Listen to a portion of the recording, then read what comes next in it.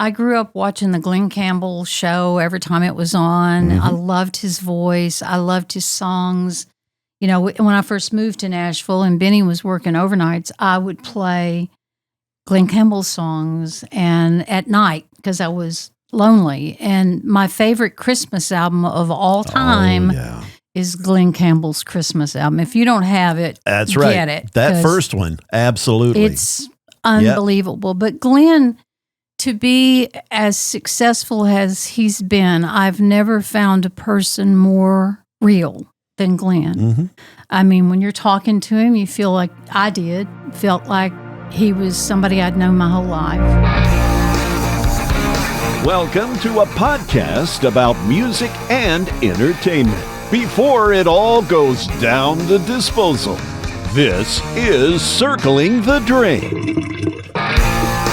Hey there, welcome back. It is Circling the Drain. Yes, we have arrived for another episode. I'm Jay Harper, and of course, we wouldn't be here without the wonderful Johnny B. Thank you, Jay. Good to see you, my friend. Yes, sir, my friend. And then, hey, the guy that kind of is the quarterback of this insanity, that would be one James Patrick McCarthy. Thank you. I appreciate the sentiment. I'm not sure if I'm quarterback, though. Oh, well, maybe like assistant coach. Oh, okay. Sure. All right. Yeah. All right. We'll elevate you. Coach. You're the quarterback, JB. Oh, okay. I'm the quarterback. And you're the coach. Yeah. Well, I tell you what. And then, Jay, you're the running back? Yeah, maybe wide so. receiver? Maybe so. Sure. Or the water boy, perhaps. I'm not sure. But Thank you. Yes. Well, we have certainly got, if we were to sit and think of someone who in this town would be the general manager, maybe even the owner, it would be this terrific guest that we have here today, a legend on Music Row.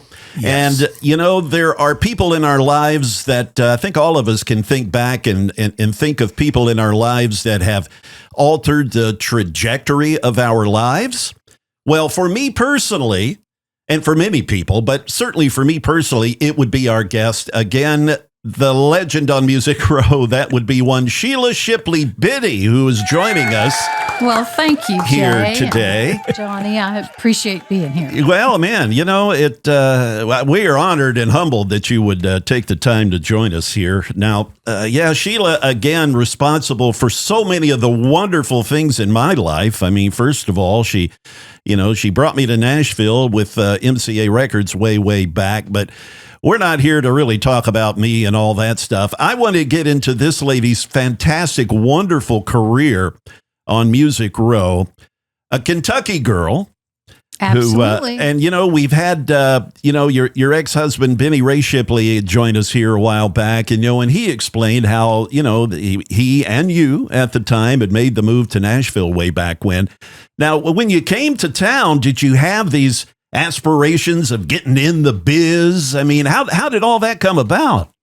Not at all. As you mentioned, my former husband, Benny Ray Shipley, had gotten a job at WSM, and he was working overnights with Harold Hensley and all those guys, and guests would pop in. You never knew who the guest was going to be on from midnight to 5 or 7 or whatever time they got off. And so when I moved to Nashville, I'd grown up around small town radio. I'd been in studios. My brother was a DJ too there in the local Scottsville radio station. Then Benny worked there, and I would go up and sit with them during shifts and watch them, and got very used to that. And then when I moved to Nashville, first year and a half, I wasn't working. We had a little boy. But then we really needed me to go to work. And I looked around, and honestly, I didn't like the big town, the big city, the downtown area. And every time I'd get offered a job at a bank, I'd have to train down there, and I didn't want to go down there. I was a nervous ninny, I guess. But I did have my 3rd-class radio license. And wow. I had attempted to get a job in radio in Nashville, of all things, and almost got hired at an easy listening station back in the 70s.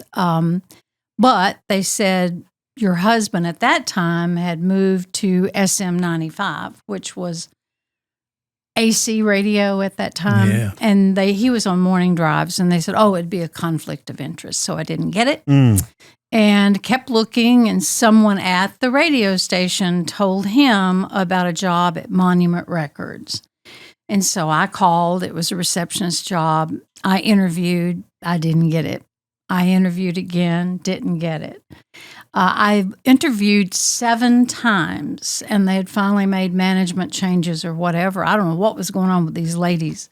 But finally, Laura Bainbridge, who was married to Fred Foster at the time and owned Monument, she said, next time I'm doing the interviewing.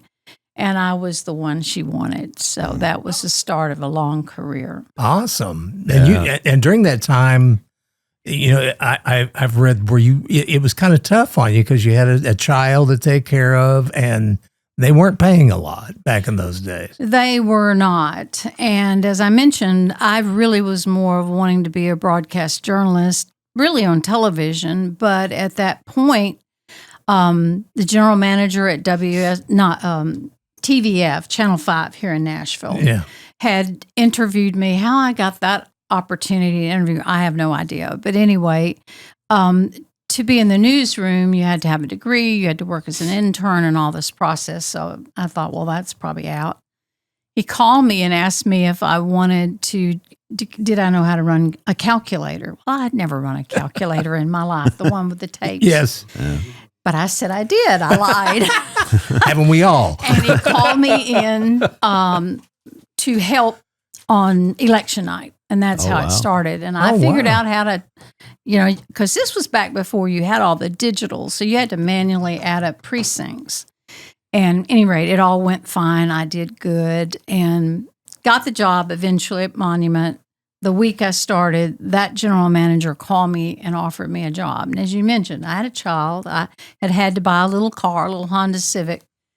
And it was $25 less a week if I'd gone to Channel 5. And I only was clearing $97 a month. So I basically was working for $100 a month. Wow. And I stayed where I was, and the rest is history. Yeah. Now, there were some very interesting characters, I guess, artists and such that were part of that whole Monument thing back in the day. Larry Gatlin being one of them. Larry Gatlin and the Gatlin brothers. Larry also wrote for Combine Music, which was our publishing company. So he'd be 2 blocks down writing a song, and he'd bring it up there and sit in the lobby and play this new song he had. Roy Orbison, Connie Smith had been on the label, Ray Stevens. I mean, a lot of Chris Christopherson. All of these were artists that had come, either were still on Monument or they were moving. They had moved to another label. So it was really interesting to meet them and see them, come into the office. Were you ever one to be starstruck at any of these folks, or were they just regular folks to you? I don't think I was ever starstruck with anyone. Waylon a little bit because he was on another label. He was at RCA and I was at Monument. And I mean, my gosh, the Outlaws era when that was starting with Waylon and Willie, that's about the biggest thing you could do. Yeah. And being a young person, I was a bit intimidated by him. And 3 years after Monument, I went to work for RCA. Right. And I was on the landing just as you got off the elevator. And if you all remember when we had the little nameplates on our desk, mine said Sheila Shipley. And he stopped. And he looked at me and he go, "You got any family down in Texas?" He said, "My grandmother was a Shipley." And he starts, every time he would see me, he would say that. Yeah. But after that, it was an icebreaker. And Joe Galani, who was the president of RCA Nashville, somehow picked up on how comfortable the artists were with me. Mm-hmm. They were safe. I wasn't asking for autographs. I wasn't doing anything, just protecting them more or less. So I ended up getting assigned to Waylon because no one else would work with him. They were all afraid of him. Well, he was intimidating. He was intimidating and get him a little high. Yes. And you just weren't quite sure. And I had learned to watch him. And if he started sweating profusely or whatever, and we're in a crowded room, I'd ease him out, like at the seminar out at the Opryland Hotel. Yeah. We go out the back door, stand in the outside to cool him down, and I just talked to him until it all got okay to go back inside. So when you went over to RCA, what role did you take there? Were you also kind of started at the receptionist type of role there as well? I was about a step above. I was the marketing secretary. And I remember asking Joe in the interview, I said, wait a minute, what's a marketing secretary? You don't have a head of marketing, and you've got me reporting to the director of sales. And I said, can it be coordinator of marketing or coordinator of marketing and promotion? And he said, well, I'm sure we can get the title changed if that's a problem. And I finally made it to coordinator of secondary radio promotion and sales. But it was just a step above. And I was there 5 years and I had 3 jobs. And when I left RCA, he said to go to work for Don Williams, the artist. At that point, he said, he used to tell us, anywhere you go, you're taking a step down because RCA is number 1. So anywhere else you go, basically you're failing downward if you leave us. And he said that to me. He said, you understand that you're gambling on leaving RCA. And I said, the only gamble's me, really. That's the only thing I can say. I'll just gamble on me. And so as I said, I worked for Don Williams. Then 4 months later, I was offered a job at MCA Records with Jimmy Bowen, who you well remember. Oh, yeah. And Jimmy, he was an intimidating figure. Big time. But he was a figure who had figured out something. If you can promote a woman to a management level job, she'll do that job and be her own secretary. I knew what he was doing, but it was okay. You got paid more than a secretary, but it wasn't, he was still saving money for the company in the long run. But I got hired there doing a job. I thought I was doing radio promotion because I was comfortable with that. I'd grown up around radio. I didn't have any problem talking to radio people about if I was passionate about a record. And I had a guy tell me one time, you're the only one that ever told me the truth about a record. It was in Weep. You remember Barry Mardit? Oh, yeah. Weep in Pittsburgh. Right. I'm talking to Barry one morning while I was still at RCA. And Joe had asked me to see if I could get this record added. Well, first one was a Steve Wariner record. And I did get that one added. And Joe said, yeah, sure. And it showed up on Monday. So a few months later, he asked me I shouldn't say the artist's name, but he asked me to get an unknown artist played at Weep in Pittsburgh. He said, we need to get it added there. And it was an awful record. It was just not. I am Vinny Tavares. I'm the owner of Milltown Bikes, right in the heart of Columbia, Tennessee, on the square. And we're here to serve the community. We have bicycles from kids to adults, e-bikes, mountain bikes, road bikes. We run a repair shop. So I am the 3rd generation of this current bike shop. It's been here since the 70s. It's a historical building. It's an integral part of the downtown community in Columbia. We got customers here coming in and talking that they got their very first bike here. So the reception has been great. Everybody's been super friendly, super welcoming. A lot of the old customers that been coming here for generations now still come here. They're now my customers, and I have a huge responsibility to continue to carry that legacy and that passion forward.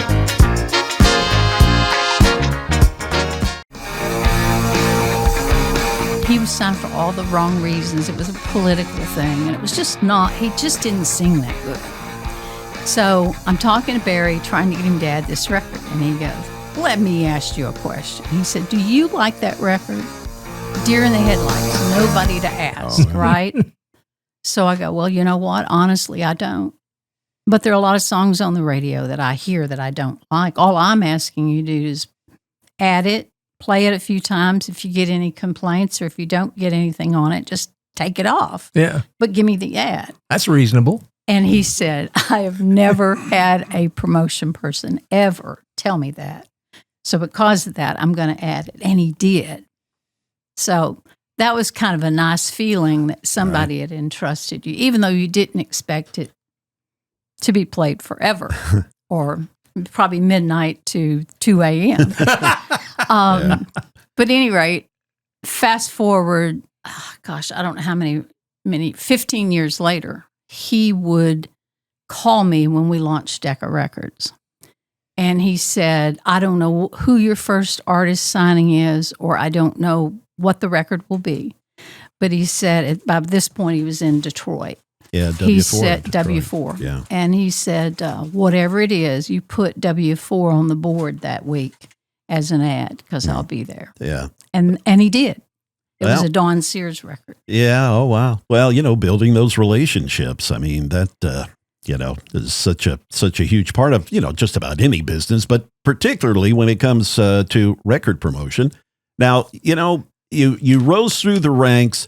Again, you say Jimmy Bowen hired you and kind of knew because you were a woman that perhaps you may do more than some boneheaded guy, I guess. But being a lady in the business, I mean, you broke through a lot of those ceilings. I mean, what kind of, or tell us, did you get resistance? What kind of resistance from various people in the industry that maybe looked down their nose at you because you were female? Did you get some of that? Oh, absolutely. Yeah.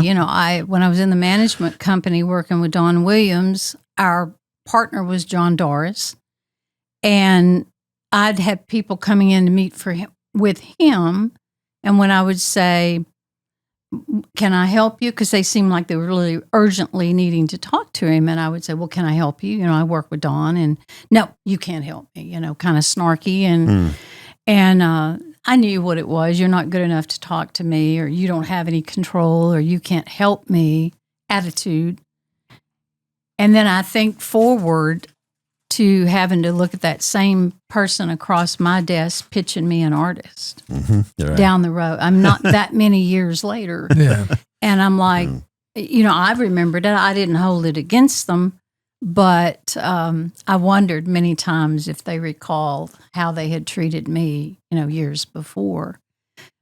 And sure, people assume that you're in the room, and Jeff Walker. Yeah, that was at Aristo. At He Aristo, has passed away. Right. Jeff's one of my dearest friends, and but before I became his dearest friend, we were sitting in a meeting with a long conference room table, and they were coming over from country radio broadcasters. We were having a meeting about the New Faces show, and so they were laying out the kind of the guidelines and the rules and whatever, and I was there to represent RCA. I swear to you. The whole room was men. And I'm sitting at the edge of the table, and Jeff is the chair of the committee. So he's talking through all the changes and how many artists and what the criteria is. And I'm making notes because I'm going to go back and report to the RCA promotion team and Galani. And Jeff turns to me and he goes, "Love, would you make sure that I have the notes from this meeting when you get them finished?" And I looked at him, and of course, again, I could be snarky too, but I just said, "Hey, I'm not here as your secretary. I'm here taking meeting notes for RCA." And he was so apologetic. And I said, "I don't mind sharing them with you if that's what you want, but I will." But we became the best of friends, and that never happened again. I'm sure looking back over your career, I mean, you had many mentors. I can probably guess who some of them are, Fred Foster, Joe Galante. But who are some of the other folks that really have made an impact on perhaps not only your career, but you as a person? I think Jimmy Bowen had a big impact on me at a very important time in my life as I was being promoted to head of promotion for MCA Records. It was a cutthroat business. It was drop their record. If they handed any, give me that ad, put me in that slot. So you were fighting a lot of that. And you're on the road a lot. You're doing a lot of things. And the guys in CBS and RCA, there was one guy, Warner Brothers, Nick Hunter was real close to him, and Joe Casey over at Columbia. And they would call him, and of course, Lord knows what they were telling him. And they were making bets I wouldn't last a year. And so Bowen found out that I never went to lunch. I never went out. And so he started once a week having lunch in and having me come sit in his office with him. And he would just talk about records, about other stuff, tell me what Nick Hunter said and what Joe Casey said. And I was one, and you remember, these were the days we were promoting records. I'd usually ask on the call, is there a competitive record out there right now or a young artist that you're hearing a lot of buzz about? And at the time, it was a Doug Stone record, Better Off in a Pine Box. And I said, oh my gosh, well, I heard that this morning myself, and you guys don't ever say anything negative about somebody else's record. And if it's a positive, tell them, I've heard that record. I love that record. This is about the music, and we can fight.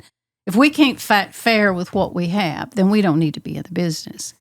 And Joe Casey called my boss and said, why is she talking good about my record? She's up to something. I know she's up to something.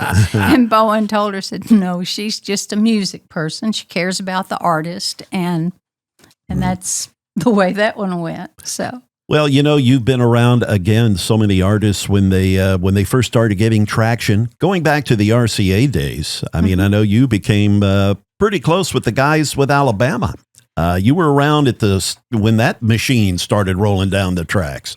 I'm actually the one that pitched one of the people. I'm sure they were pitched by many people in Nashville, but that particular time, it was me that pitched them to Joe Galante, and he didn't listen to it. He put it back and said, have Tony listen to it, Tony Brown. And Tony was our A&R person, and so he listens, and he puts pass. I'll find that note when I'm unpacking one of these boxes. Trust me, I still have it. He said, bands always break up, and, no, we don't want to do that. So fast forward, it wasn't probably a month. They had put out a record on an independent label called MDJ Records. Yes, I remember. And I got the R, if y'all remember the R&R magazine, and it would list every station and all the ads, and I'd sit there and highlighted every Alabama ad. And I'm talking to the guy that was my head of sales and marketing person, and I'm telling him, just ranting, raving, and Joe walks up behind me and he says, what are you bitching about? And I said, this Alabama record, I pitched Alabama to you. You said give him to Tony. Tony passed. And so he said, you still have the package? I said, yes, it's in my drawer. And anyway, so he takes it home. He listens to it. He said, can you get him on the phone? So I called Benny Ray, my first husband, and said, you have a phone number for the lead singer?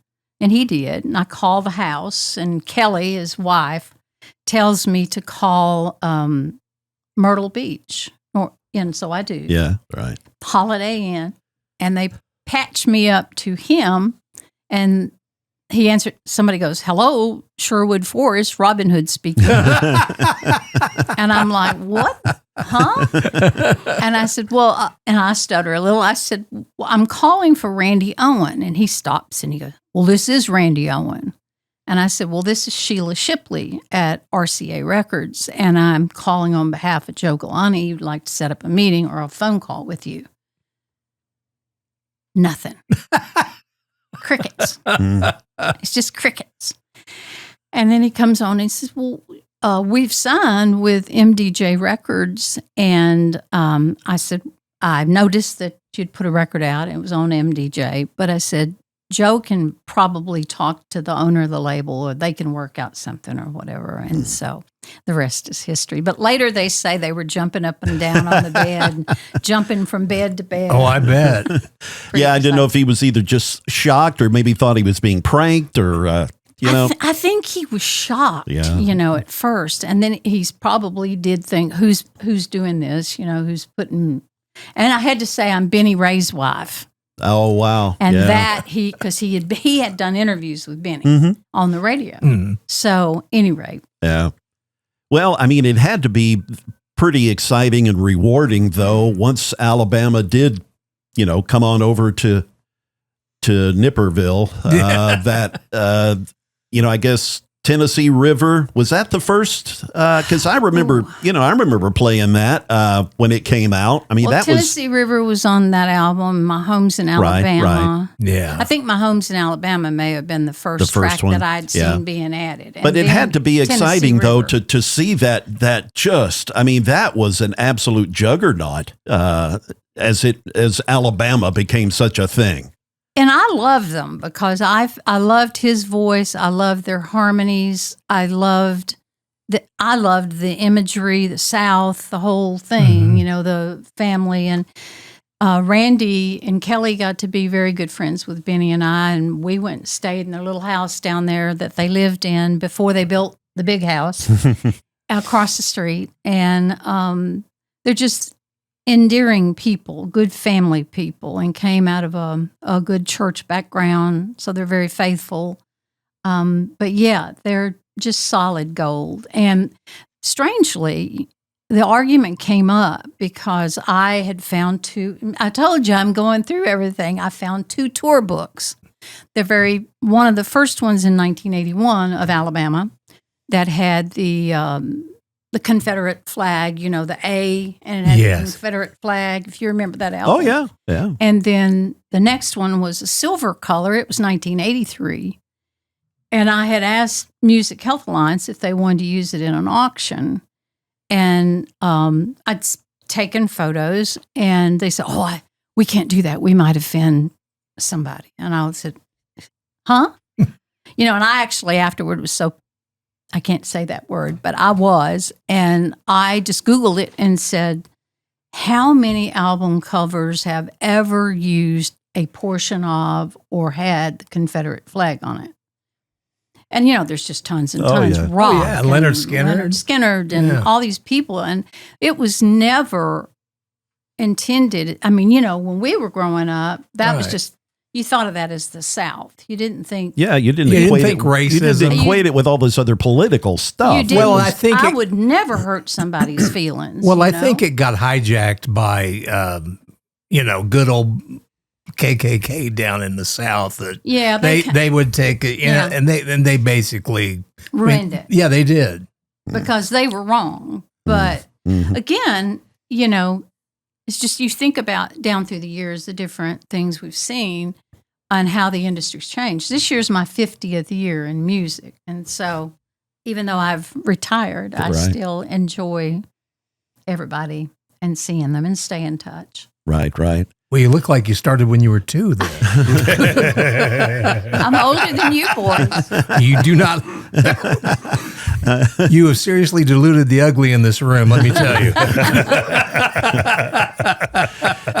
You mentioned how, you became, personally involved with Randy Owen and his wife. And, and that happens in a business like what you were in for 50 plus years where, you do become good friends and emotionally involved with these artists. So when their records don't achieve what you would hope, it's more than just, that didn't sell. We move on to the next one. I mean, you take it right here. And I know personally that you sure did. I did. And I often had people say to me, other VPs of promotion, leave it at the office. It's just a piece of music. It's just a piece of vinyl, let's say. Well, it wasn't a piece of vinyl to me. And I remember the first Patti Loveless record peaking. It was coming up on Thanksgiving weekend. We got in the chart, and I remember just sitting on the floor crying. And that's when somebody was saying, you got to get over it. You got to quit bringing it home. Well, I can't. This is somebody's life. It's my life. Mm-hmm. It's our lives as a team. We were taking it to heart. And that was just something that was difficult. And there have been times down through the years where you just fight and fight and fight. Did you work Rose in Paradise with me, with Waylon? Yeah. Great Well, song. if you remember, we lost the bullet 3 times. And back at that time, if you lost the bullet on Billboard, it was a death knell. It was a death knell. Yeah. And we said no. And we went back after it, got it back, lost the bullet again, and got it back. I think we're the only label that ever did that I know of. And Waylon called me, and he said, I can't tell you how much this means to me. He said, that is my first #1 record in 10 years. Wow. And he never had another one. Mm-hmm. So you're part of that. Yeah. You know? And these are the treasures people don't see, the things behind the scenes, the conversations, the late night talks in a bar after a show where an artist just bears their soul and really becomes real to you and shares things you'd never share because it's a confidence that they've given you, talking about something that happened in their childhood, something that happened, a loss.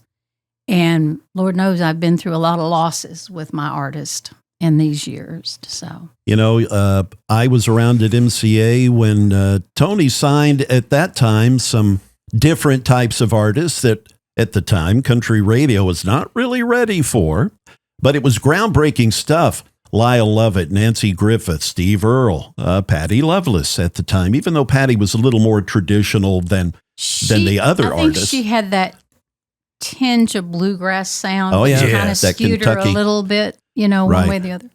But we went on, and you think about it. Steve Earle, we took him top 10. We had Lyle Lovett in the top 10 at country radio. Well, that Guitar Town album went #1. Yeah, it did. Yeah. I mean, life-changing. And Nancy Griffith, I can remember it was a few years before she died. She came up to me and she said, I will never, and I'll get the title wrong. It's one of the songs about the Dust Bowl. And she's talking, and I said, I want you to tell me that story. Just record that story and let me send it out with the record. And she said, of all the things she had done in her lifetime, that was the most important to her because it allowed her to tell that story behind the song, where it came from. And, you know, when somebody tells you that after 40 years and you're like, of a massive career, that you remember that. Yeah. And that was the most important. You guys also did the same thing with Waylon Jennings on A Man Called Hoss. There was a CD version. You sent it to me. In fact, you were real nice to me because I was in a small station with no product. She loaded me up. But Waylon on that album had a story before every song. And of course, that was supposed to be an audio biography, as he put it. I think that's the album that he did and was doing a one-man tour. Yes. And if you ever had the opportunity to see it, it was just magic. I saw it at Duke University, and he was doing a lot of colleges. And you come into this theater, and there's a chair, there's a little table with a drink on it, and an ashtray. And he would come out and sit and sing these stories and tell these songs. Yeah. And so as a part of that, we asked to develop it so it could go out to radio and they could have that. But, you know, you're sitting there watching him smoke a cigarette and lay it down, take him a drink, and he'd play these songs and tell these stories. And it's probably one of the most mesmerizing shows I've ever seen. And I've seen him live with a band and all that, and traveled with him on the bus. So wow, and you survived. And I survived. Yeah, for sure. That's dangerous. That is dangerous. Boy. But a great stories. That one-man show thing, I mean, that had to have been magical. I mean, were there any video recordings of any of that that you're aware of? Man, wouldn't that be special though to have really that? Would, especially now that he's gone. Yeah. I hope someone did. We ought to look that up or Google it and see, but it was just, that to me was real magic because I'd seen every side of him, but that side was like sitting in the living room with him and he's telling you stories about how things were. Well, you know, you talk about things that were magical. At least for me, during my time at MCA, there were a couple of real magical things for me, one of which was the whole Big River project. Roger Miller had composed just brilliant stuff for that. I know we went to the Eugene O'Neill Theater and saw that, brought radio there and whatnot in New York. I don't know, was it Broadway or off Broadway? But in any event, I mean, what a special thing. Now, when that was brought to you, that would be promoted, how did you react to that? A Broadway show? How with country radio? What are we going to do? Hey, I'm the same person that was working Steve Earle and Lyle Lovett. Give me a Broadway musical. My gosh, I love the soundtracks. I got to do Pure Country, and the Patsy Cline Sweet Yeah, Dreams yeah, movie when was I- one of my first things. Yeah, when I that's got one of the there. first things. When I arrived in town, that was one of the first things I went to was the premiere over Yeah. at that theater that was a bookstore and all that there Yeah. on downtown. But I Yeah. think listening, first and foremost, I have the utmost respect for Roger Miller. Oh, he was terrific. And then second to that, I was intrigued by the concept, of a Broadway musical with a country cast album. And so and then once I heard the music, I was sold. Yeah, There it were was- several songs in there that are great. It was the Huck Finn story Yes. told as a musical and told only as the brilliant Roger Miller could tell it. But his River in the Rain recording with Yes. him, and you can't find, you search that on Amazon Music, but you can't find it. It's not out there. Well, that's a crime. But anyway, I mean, his recording of that was just fantastic and should have been better.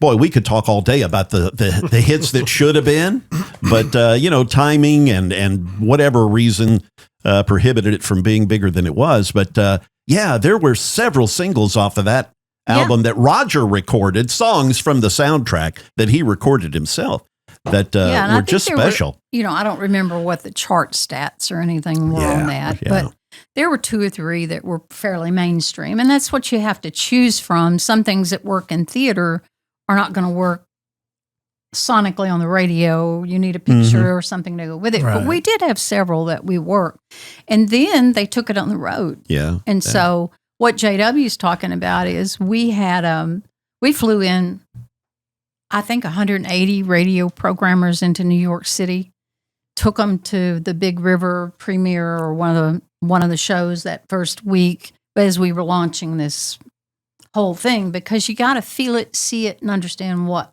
it was. And but that's a treasure. That was, I think, the only Broadway production that we had during that time. Yeah, the Eugene O'Neill Theater is where we went How to see cool. that. And on what's kind of cool in looking at the soundtrack, the album itself, John Goodman was played Pap, the father of, I guess, Huck Finn in the original recording. How cool. and some other folks. But and again, for me, another magical moment was getting to hang around Glen Campbell a little bit. To me, there's been no more of a talented musician, singer than that guy. And he was, for me, he was really cool to me in the limited time that I was around the guy. But that had to still be kind of special. I know that you were probably like me. You were a young person seeing him on the TV when you're little and becoming one of your favorites. And then to kind of work with the guy was like, wow. Yeah. To work with Glenn, you said, did I ever get a little in awe of anyone? It might have been Glenn. Yeah, same here. Because I grew up watching the Glen Campbell show every time it was on. I loved his voice. I loved his songs. When I first moved to Nashville and Benny was working overnights, I would play Glen Campbell songs and at night because I was lonely. And my favorite Christmas album of all time is Glen Campbell's Christmas album. If you don't have it, That's right. get it. That 'cause first one, absolutely. It's unbelievable. But Glenn, to be as successful as he's been, I've never found a person more real than Glenn. I mean, when you're talking to him, you feel like felt like he was somebody I'd known my whole life. He was not pretentious. He was not, well, do you know I'm Glen Campbell, or he had to have the green room a certain way. No, he wasn't like that at all. And I remember it was Big River. The theater production was opening in Cleveland, and I was on the road with Glenn. And we stopped there, and we were flying to Cleveland for this opening. And we're sitting on the plane up in first class, and we're talking about his life. And he was talking about growing up in the church and his faith, and that he had gotten, back to that, and favorite songs. And he starts singing me Amazing Grace. Oh, wow. That's low, just not real loud, but just singing it. And I'm thinking, well, I have died and gone to yeah, heaven. wow. If this plane goes down, I have a way. I have heard my song. But he was a gracious man, very gracious to the people that met him. You know, he was. I never saw any pretentiousness. Yeah, in I know him. he was certainly that way with little old me. I can certainly attest to that. Now, Sheila, I wanted to ask you, and I know he's here, but we would just like to know, do you have any good stories on Jay Harper? Any ones that are particularly out of left She field? probably Yes. doesn't remember Yes. my even being there. Oh, I do. Jay, there's no way anyone How cannot could anybody remember forget you? you Well, were there. again, I was an immature 24-year-old punk. Well, you that's know. what we Well, now want to you're hear. just a 65-year-old punk. You're still Yeah. immature. True. Yeah. True. And you are in radio, right? Yeah. Well, again, I came from, at that time, Baton Rouge, Louisiana. And there was, and I tell you what, I look back on so many of the wonderful folks that I've worked with over the years that are no longer with us. Roger Ramsey was an MCA promotion guy out of Texas, legendary promotion dude. And, boisterous and loud and, but heart of gold, fun guy. Yeah. We just lost Roger here a couple of months ago, Yeah. but Roger was the one that introduced me to Sheila and the opportunity. And then, but, my promotion brother, and I'll get emotional, David Haley, man, losing David. David was another guy on the promotion team about my age, a couple of years older, and he passed away, gosh, a good 10, 12 years ago now. He was probably 57, I think. Yeah. He had moved to Oxford. I think he knew. He lay in tanning beds and he worked out, and he was like, if you bumped against him, he was just like a rock. Yeah. But he used to say that he was strong on the outside, but he was like shattered glass on the inside, because I didn't know he was diabetic or that he just wasn't taking care of himself. And Yeah. So that's sad that we I know, lost man. him so we young. lost David, but again, that was just such a life-changing moment for me to come to Nashville and all of the great things that have happened since. But you've worked with so many wonderful people, wonderful artists. But being, breaking through the ceiling big time to be the first woman to head up a label, that being Decca Records. Yeah. They revived Decca. I know a lot of people remember Decca from way back in the day, but reviving that, and you put in charge of that. I mean, what was that like to have all of that kind of responsibility? You feel it as head of promotion, but boy, you really feel it when you're heading up the whole shebang. Yeah. I mean, when I was given the opportunity, we were at CRS, a country radio seminar, and Bruce Hinton had said he wanted to come out and meet with me to give me the raises for the staff. I thought, well, that's odd, but he came out and we met there in the suite, and he started to tell me the concept of wanting to start another label. MCA Records went from a $70 million company to $144 million in 10 years that I was there. We had broken artists. We were putting out one record a week, every week. There were very few weeks we did not have one. You strategized, you put out things for the year. You've tried to figure out where do you want to put new artists, or, where are you going to do your launches?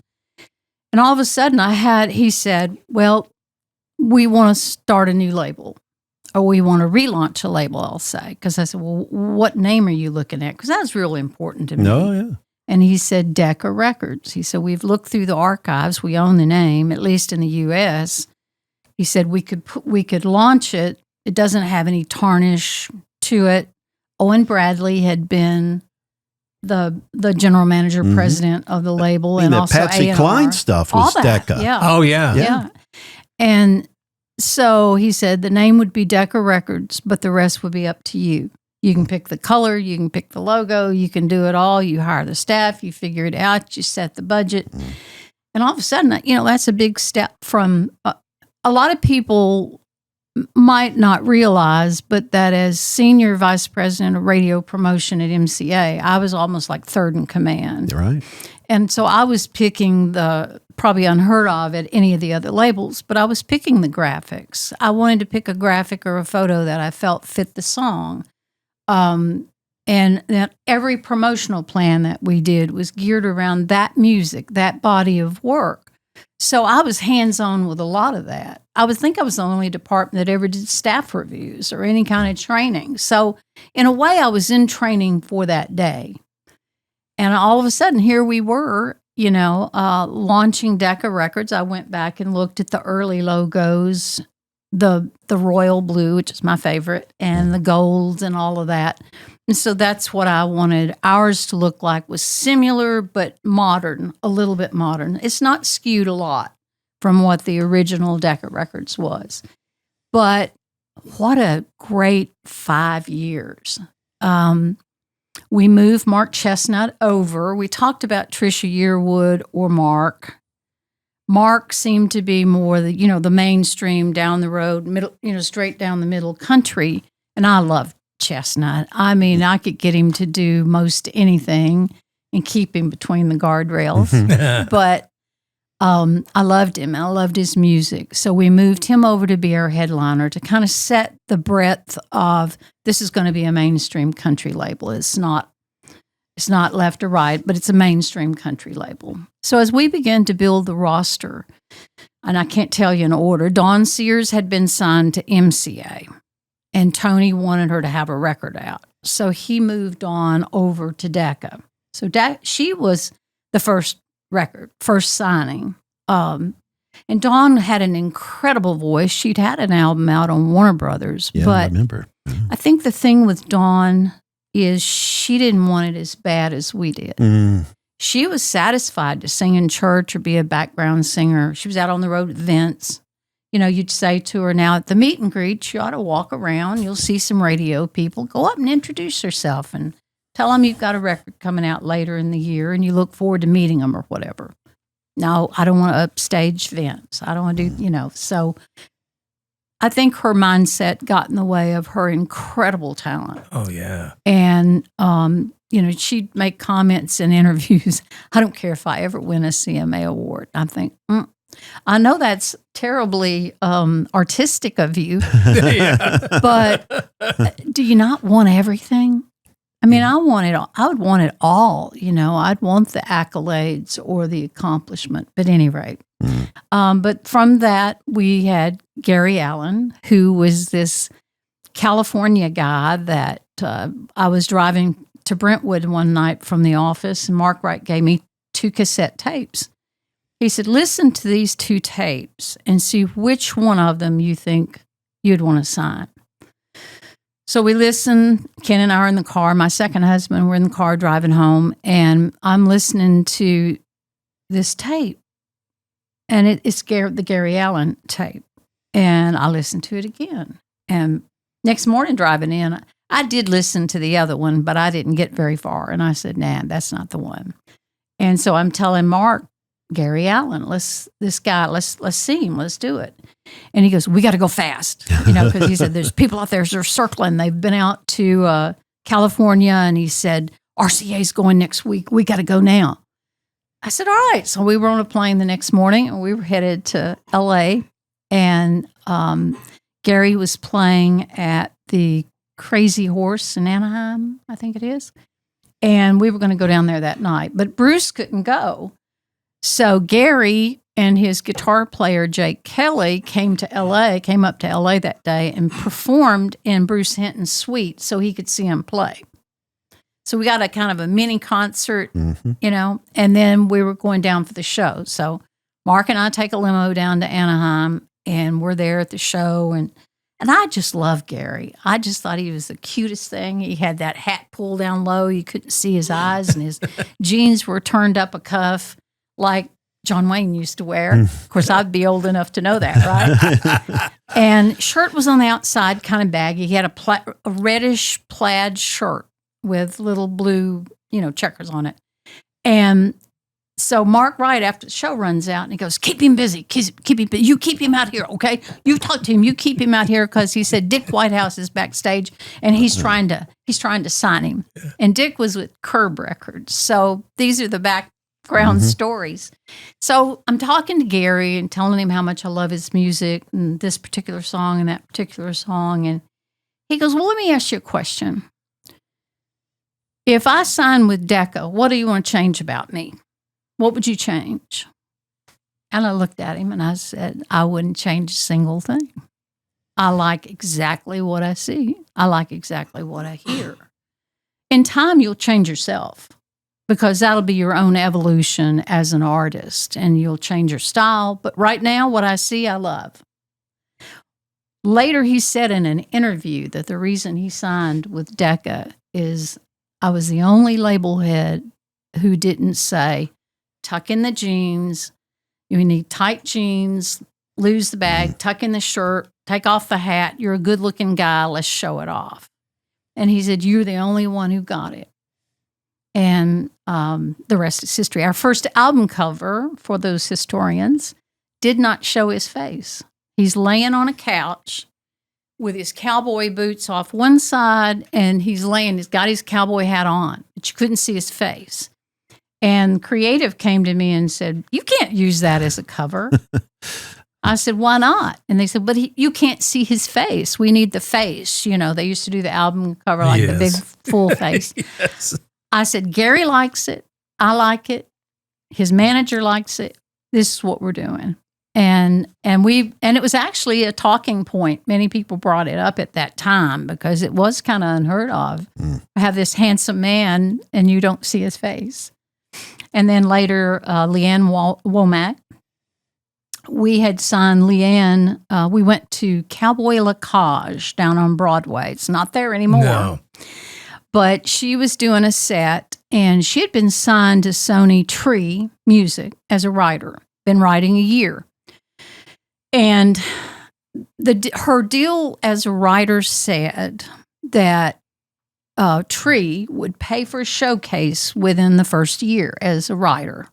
If not, then she could call it. She could say, you have to do this. So she came in. She said, I'm coming up on a year. I haven't had my showcase yet. And they said, oh, yeah. We'll put it together with you. Let's get our label list together and we'll get all the labels out. And LeAnn said, no. She said, I want this showcase to be for MCA and Decca. Those two labels. That's it. And they said, we can't do that. We can't spend the money to put together a band and rehearsal and do all this stuff and rent the venue for two labels. We need to do it for everybody. She says, no, I want you to do it for them. If I don't get signed by one of them, then I'll pay for the next showcase for everybody else. And we went down and I saw her that night, and she was a little different in her appearance at that time, very Texas. She had her jeans and her buckle and her white shirt, and just, I loved it again. I wouldn't have changed a thing. Stylists come along and always offer up all their other thoughts. And I asked her, do you like this, a little strappy dress or whatever? And she said, yeah, I actually do. And of course, it was all about the music. Of course, isn't it? I look back, though, because LeAnn was the intern in the promotion department. She had been, and that's why she felt comfortable, I think, with either label. I think, had she been signed at MCA, she would have been fine. She was also really looking at Decca.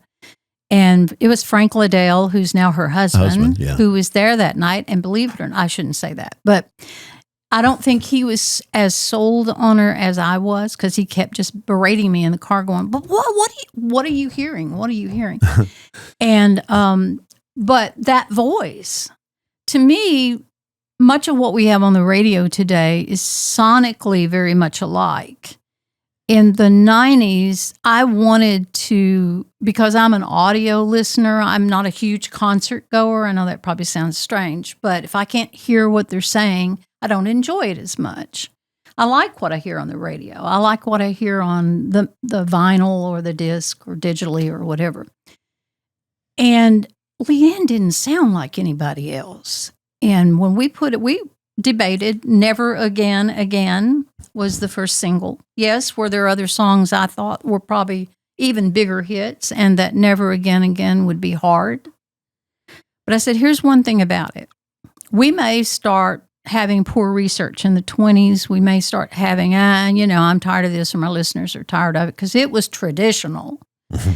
And I said, yeah, that may be true, but I'll tell you what, there'll be they'll be saying, "Who sings Never Again? Again, who is that?" And there's no one else that sounds that way. And that's actually what happened. But it was, I think it was a wise decision because it set the pace. But I mean, I had Alan Jackson calling and wanting 12 copies because he wanted one for his house in Florida and his house at the lake and the one for the bus and the one for the car. And so we were pulling out CDs for him. I had radio programmers calling me from WFMS in Indianapolis. I loved him, J.D. Cannon. Yeah. And he was such a connoisseur of music. And he would call me, and because we sent out all the advances. And he was telling me this track or that track and talking through the album. And it was heartwarming. It was a partnership with radio. They, at that time, without all the conglomerates and the I'm making the decision and you don't know what you're talking about. I mean, I grew up when radio guys were going in and pulling carts and pulling music for their show. Oh, yeah. Or they're going through the bins and they're pulling out, from each category that they were going to play in their hour, and it made it very special. And that's what I miss about radio. But a lot of people today would not know that. No, they wouldn't. But Radio's changed. It was the JW show. You know, you could, yes, you're probably limited within certain things you could play, but it was also a day when people could make choices. Oh, yeah, we broke artists back in those days. I mean, really. Absolutely. You did. Yeah, we got to play really what we wanted to. And if there was an artist that we really got turned on to, we'd play him. Yeah. And as you said earlier, when you were talking about calling from a small radio station and wanting to get music, because many times Nashville was not servicing, and not just Nashville, any major label was probably not servicing a lot of the smaller stations. They weren't. And the way I learned is I grew up in small market radio, and I know that community, that's where they go to listen. So the more I can spread the word with them and form a partnership with them, the longer it'll be around. And, you could start with a small station, but then you watch your friends move from one place to another as they grow in their career too. Are there any artists that have come out now that have turned you on, that you think they're going to be huge? Yeah, I like Carly Pierce a lot. I like Ashley McBride. I do too. Riley Green. I like what he's doing. The real traditional guy that I like. I can't think of his name. Zach Top. That's it. Yeah, I like him. I heard him on Sirius XM a year ago or whatever, 9 months. I went, holy cow! I had to turn it up. Same here. And those are the voices that I look for to cut through the chatter. A lot of the rest is chatter. It's nice, it's got a beat, but it's not a copyright. To me, it's not a song that's going to be around 20, 40 years from now, and you're going to look back and be playing it. I've heard a lot of stuff that's just more of a drum track, and, it's up loud, and you're missing half the words on every note because you're not hearing what they're saying. And I like it if you want to dance, I guess it's, if you're just wanting to tool around and not really think about what it is. But country music's always had a theme, whether there's a loss or it can be taken two ways, whether it's faith-based, but it could also be a person. Great stories. Stories. We have done episodes on the lack and loss of story songs. They're supposed to be making a comeback, though, from what I hear. I hope so. Yeah, because I miss those days. Wouldn't that be lovely? Yeah, it would. I mean, it's but that's what country music is. Exactly. It tells a story. And having been around as long as I've been, I know that it's cyclical, that you go through these patterns. But one of the wisest things Tony Brown ever said was, you can't follow a trend. You have to be the trend. You have to create the trend and let others follow you. And that means taking chances. And that can be very scary when your label is looking at you about, why did you sign this artist, constantly justifying. And then if they fall through the crack, if you have too many of those, then you end up, you lose your job because you're not signing talent. Right. The thing that I used to hear young was, I'd be at RCA and MCA had Lee Greenwood breaking. And I'd hear chatter in the hallways. They'd say, we got to find us a Lee Greenwood. No, you don't. You need to find somebody totally opposite to Lee Greenwood, is what I'm thinking. But who am I, You need the Russian version. You need the Russian version. So, Lee Greenwood-esque. There you go. So anyway, I think, and that if you look Bless Russia. If you look at, to me, and I used to tell them that the 15 years I was at MCA and Decca, I did have a voice. And so I would say, let's do more unique, different. Yeah. Maybe you are pushing a rope up a hill, but it's worth it. At the end of the day, it's worth it. Yeah, that's the marketing person in you coming out. Yes, it is. Because there's category wars going on in your mind when you're thinking of that. They want to be the Me Too's. They want to be the second and third category holders, position holders in a category, and I commend you for thinking about that because that's. But I used to think about our roster as if I'm going to call J.W. Harper. Yeah. At a radio station, my roster, if I had all my songs out at the same time, he can play them because I have a male, female group. Up tempo, medium, slow, mid, traditional, but always hopefully on the heart of the music and the best music that we had. And sometimes you have too many artists on a label that are exactly alike, or you get heavy on one thing or heavy on another. But even as a younger person here in the room and somewhat of a layman to the industry, country music mainly, growing up, even I could determine the leaders that came out. That's different. Shania Twain, Garth Brooks, Taylor Swift. Randy Travis at the time that he came along. You know what I mean? Morgan Wallen is kind of like that Morgan, right now. By the way, I love his music. And it's a shame what he keeps on getting snubbed at these award shows. Yeah. What's the deal with that? Yeah. You know what I mean? No, I agree. Yeah. Well, was there a time in your life where you felt like you knew that there was like a pinnacle of magic happening in your career? Were you aware of that at the time? I think I did at Decca.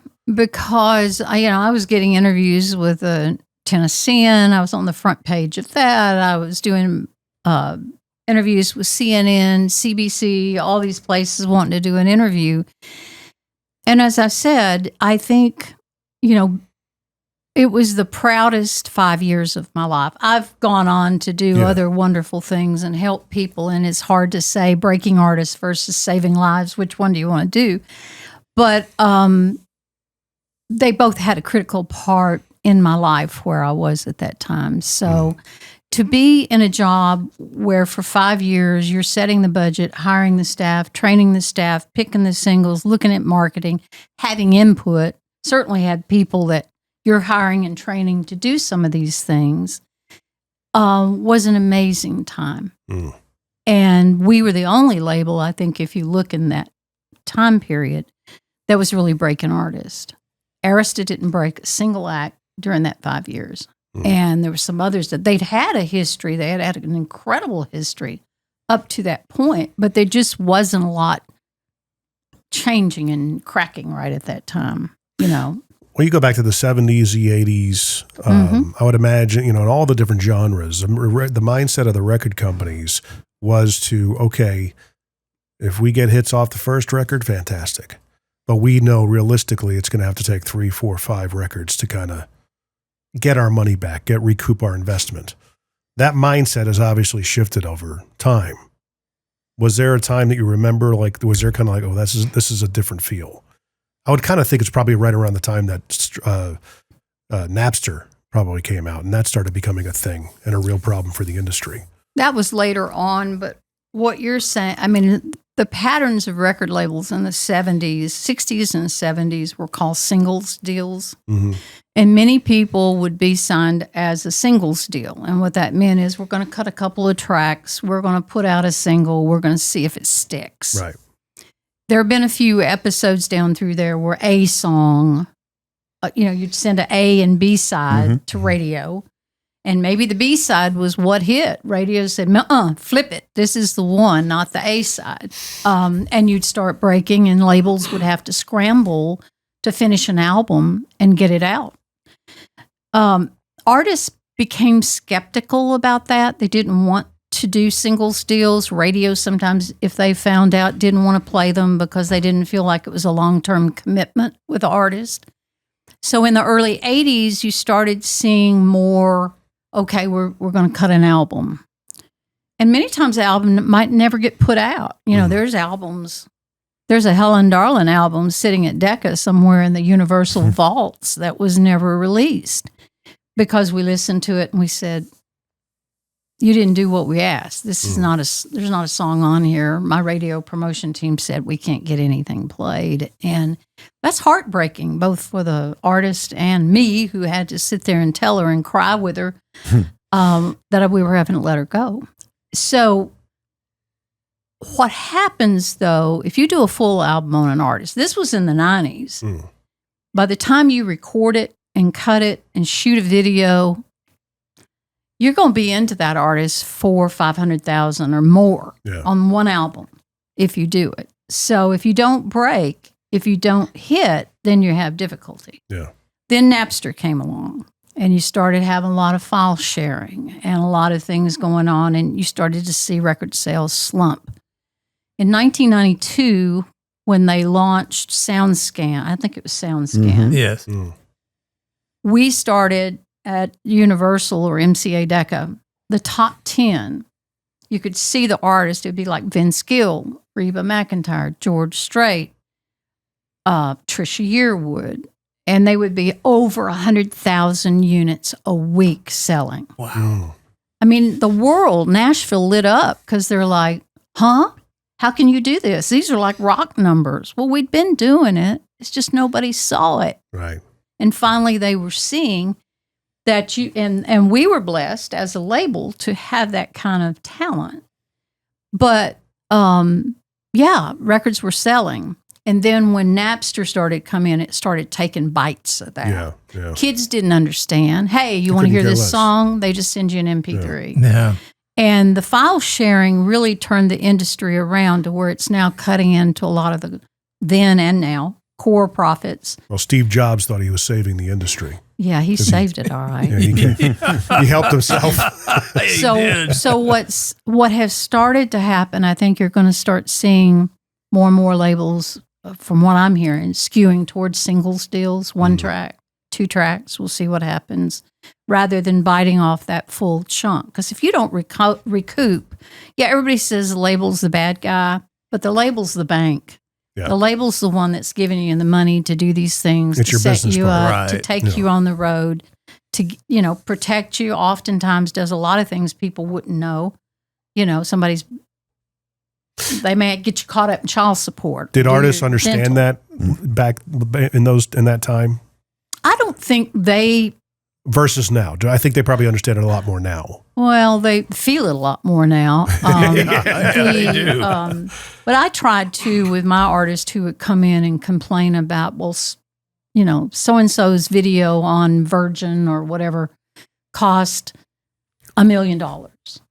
And they'd say, why can't you give me a $40,000 budget? I said, all right. We're going to teach you a lesson. We're going to teach you your business lesson. Mm-hmm. And so I'd lay down, here's what, did you get an advance on that album? Yeah.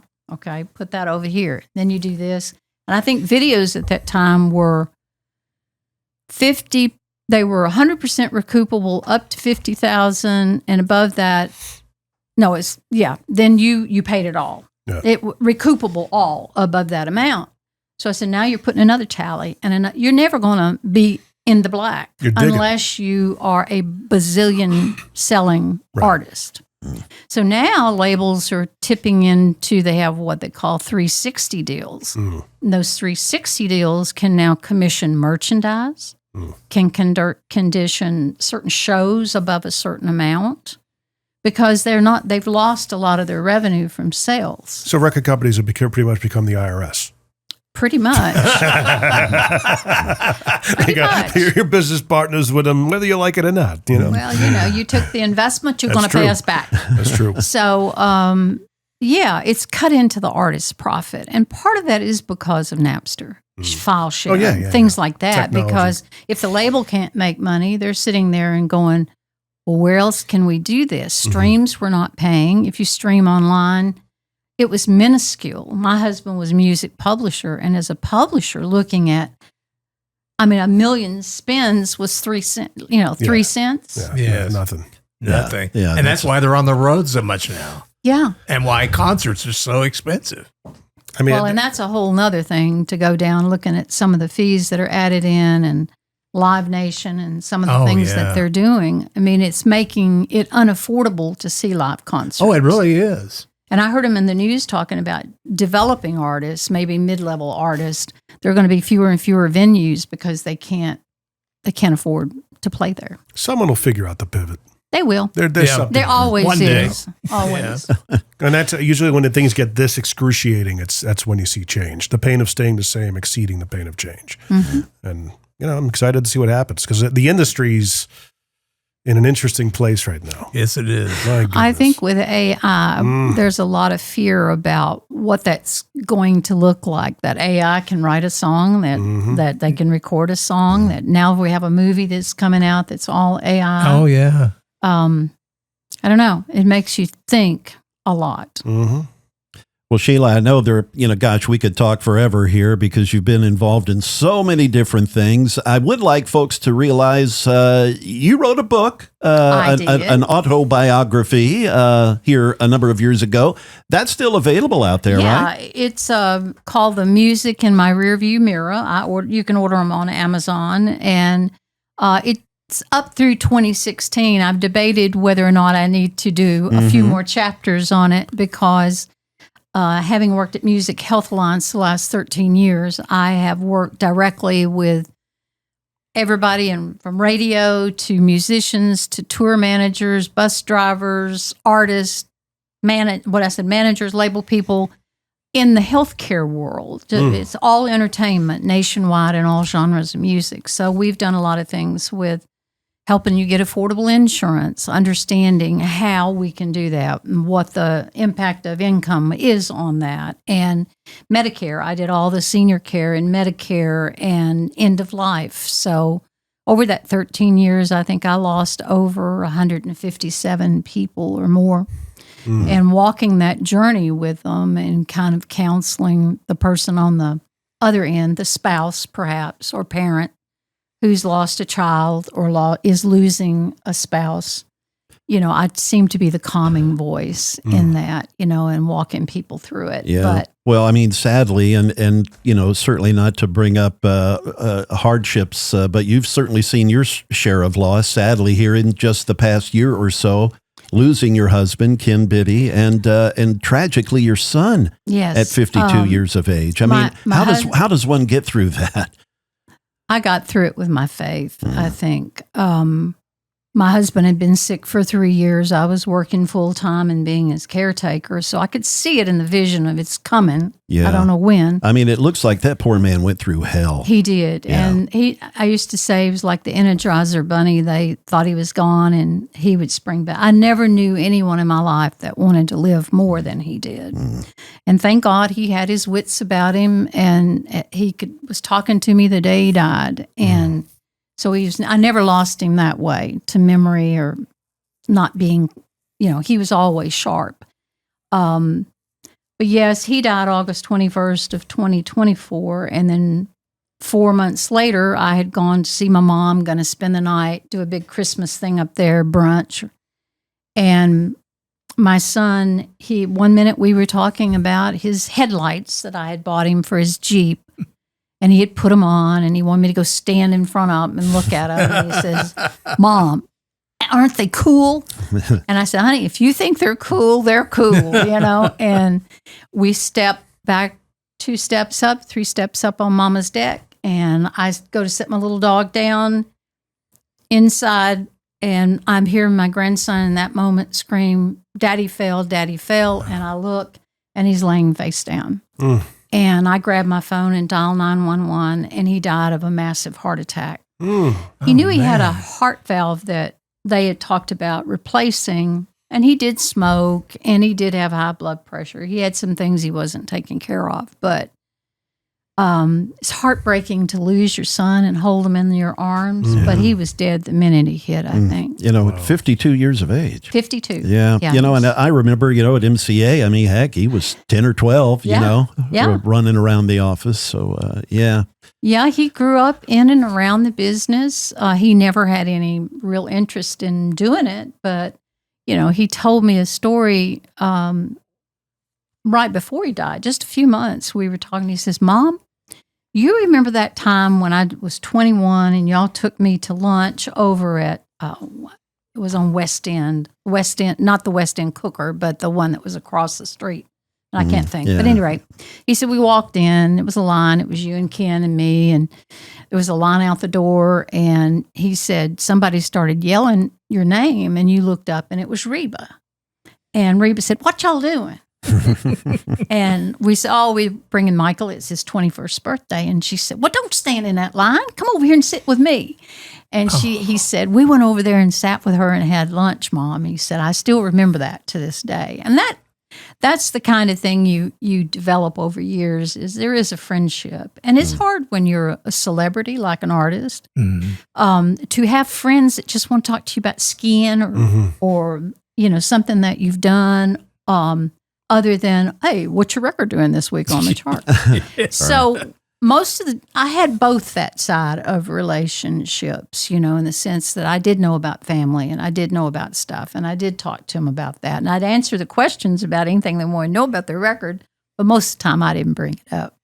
So. Well, again, we've just been honored and have loved having you here. Again, you know, it's not hyperbole to say that, you know, she's the first lady of the record biz on Music Row, still to this day. You know, legendary figure that's impacted so many lives.